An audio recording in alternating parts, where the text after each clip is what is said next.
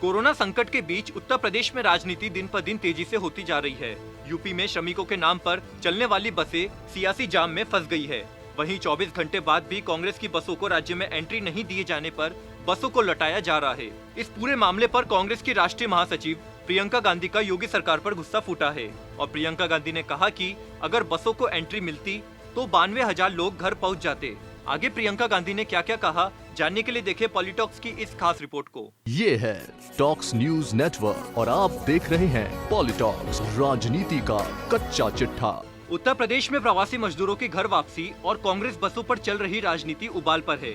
इसी बीच उत्तर प्रदेश में श्रमिकों के नाम पर चलने वाली बसें सियासी जाम में फंस गई है। 24 घंटे बाद भी कांग्रेस की बसों को राज्य में एंट्री नहीं दिए जाने पर सभी बसों को लौटाया जा रहा है। इस दौरान कई बार ऐसे भी दृश्य देखने को मिले जब आगरा बॉर्डर पर सड़क के किनारे 700 से अधिक बसें यूपी प्रशासन के आदेश का इंतजार करती रही और वहां से आंखों में अंतिम आस जगाए टकटकी निगाहों से बसों को देखते हुए पैदल प्रवासी मजदूरों का जत्था वहां से निकलते रहे। बसों की वापसी पर प्रियंका का योगी सरकार पर गुस्सा फूट पड़ा।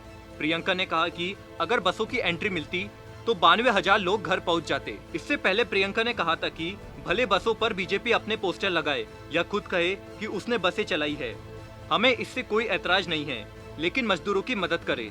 इसके बावजूद योगी सरकार ने कई आरोप लगाते हुए बसों को एंट्री नहीं दी। इस पर बीजेपी सरकार पर हमला बोलते हुए कांग्रेस के राष्ट्रीय महासचिव और यूपी प्रभारी प्रियंका गांधी ने कहा कि मंगलवार को गाजियाबाद बॉर्डर पर बसें खड़ी थी, लेकिन उन्हें परमिशन नहीं दी गई। बसें आज भी वहीं खड़ी है, सरकार को उन्हें चलाने की इजाजत देनी चाहिए ताकि श्रमिकों की मदद की जा सके।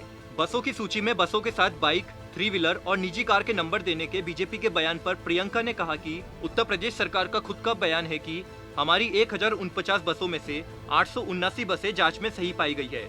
ऊंचा नागला बॉर्डर पर आपके प्रशासन ने हमारी 500 बसों से ज्यादा बसों को घंटों से रोक रखा है। इधर दिल्ली बॉर्डर पर भी 300 से ज्यादा बसें पहुंच रही है। ऐसे में कृपया इन 879 बसों को तो चलने दीजिए।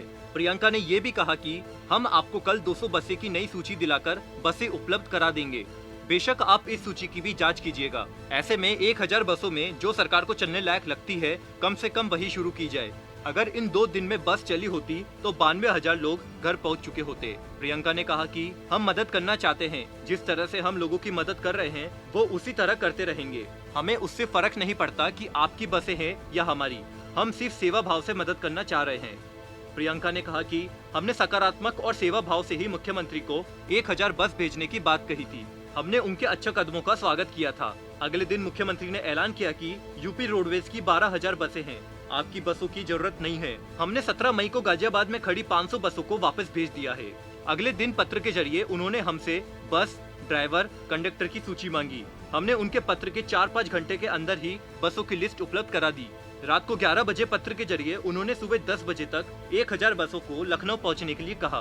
प्रियंका ने कहा कि दिल्ली में खड़ी हमारी बसों का मकसद दिल्ली, NCR, नोएडा, गाजियाबाद से पैदल जा रहे मजदूरों को घर पहुंचाना था। ऐसे में दिल्ली से लखनऊ तक इन बसों का खाली चलना मकसद को खत्म करने जैसा था।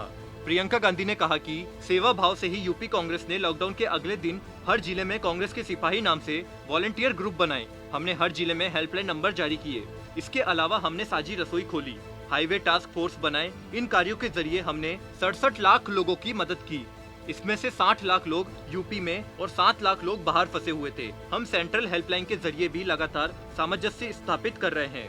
इससे पहले यूपी सरकार ने बसों का फिटनेस प्रमाण पत्र न होने, कई बसों के फिटनेस प्रमाण पत्र पुराने होने का मुद्दा भी उठाया था। इस पर राजस्थान सरकार ने बयान जारी करते हुए प्रदेश के सभी वाहनों के फिटनेस प्रमाण पत्र 30 जून तक के लिए वैध कर दिए। इसके बाद भी योगी सरकार ने इस पर कोई खास ध्यान नहीं दिया। यूपी के डिप्टी CM दिनेश शर्मा ने यह जरूर कहा कि जरूरत पड़ेगी तो राजस्थान सरकार से बसें लेंगे और उनसे इस बारे में बात करेंगे। PoliTalks bureau, UP. ये है टॉक्स न्यूज नेटवर्क और आप देख रहे हैं पॉलिटॉक्स, राजनीति का कच्चा चिट्ठा।